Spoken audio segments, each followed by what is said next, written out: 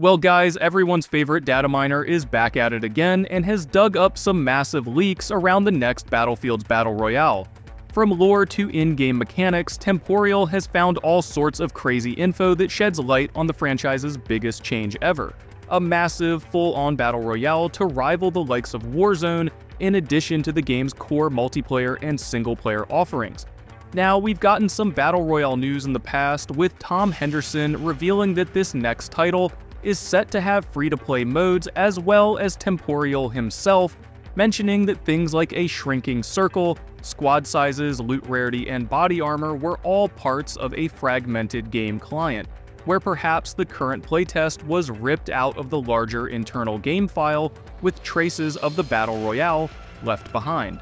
So it's worth mentioning that while everyone is pretty certain that a free-to-play Battle Royale is set to launch with the next Battlefield, there's been no official confirmation, and specifics are very much subject to change. In the past, Temporyal was constantly finding new files in 2042, but not all of them came true like the in-game squad contracts. So overall, while the community feels pretty certain that this mode is happening, just know all these details are subject to change. But with that being said, hit subscribe, drop a like, and let's get into it.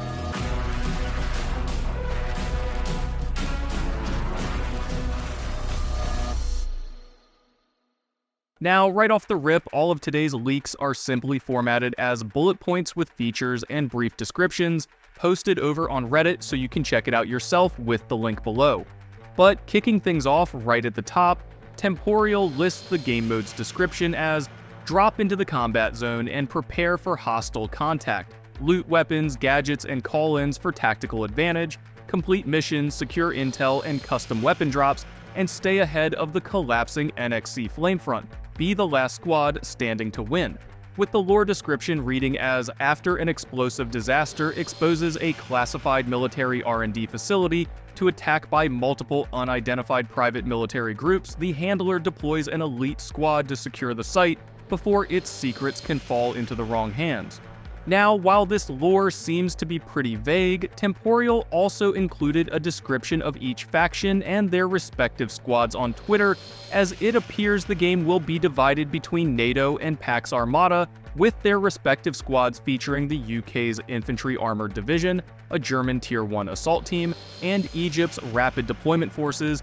facing off against a North African militia, expat Balkan military, and Special Amphibious Assault Forces operating in Tajikistan. So essentially a selection of more traditional military powers facing off against a combination of private military groups made up of miscellaneous ex-military operators and then divided into unique squads per each side, which could lend credence to their appearance or gameplay traits. But moving on to the Battle Royale's mechanics, we can run right down the list Temporyal has provided on Reddit. First off, we have priority missions, high reward opportunities that present themselves as the situation on the ground unfolds, which sound very similar to contracts in Warzone, but perhaps a little more public and worth fighting over, a more central mechanic to the game and your progression. In all honesty, I really liked the idea of extracting hard drives in Hazard Zone, and I'd love to see some sort of system like that return with a variety of in-game contracts, but I digress. Next, we have something called countering missions, which is where an opposing team is offered the chance to intervene with an enemy's priority mission, thus stealing their rewards, perhaps similar to the Division Dark Zone from back in the day.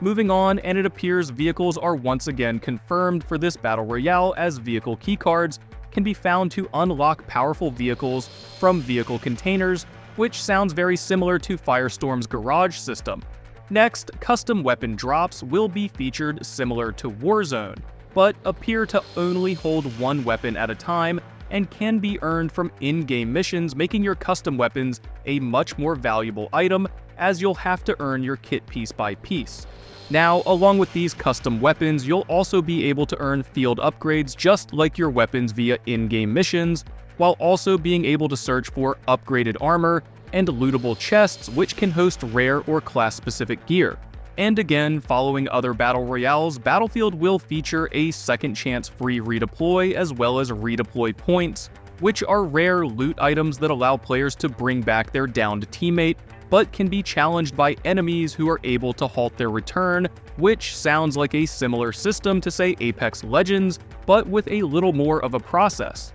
Moving on, we have a handful of self-explanatory items like anti-tank crates offering anti-vehicle equipment, armor supply bags to replenish armor, scavenging to loot off enemy bodies, ring prediction on the minimap, and repair tools. All features we've seen in Battlefield or other battle royales over the past few years. But finally, what is a big change to the battle royale formula is this final feature, the addition of the oversight system, which consists of tools to allow teammates to oversee the match with drones, turrets, and gadgets, accessed through oversight terminals, allowing dead squad mates to kinda take on a commander-style role for their squad.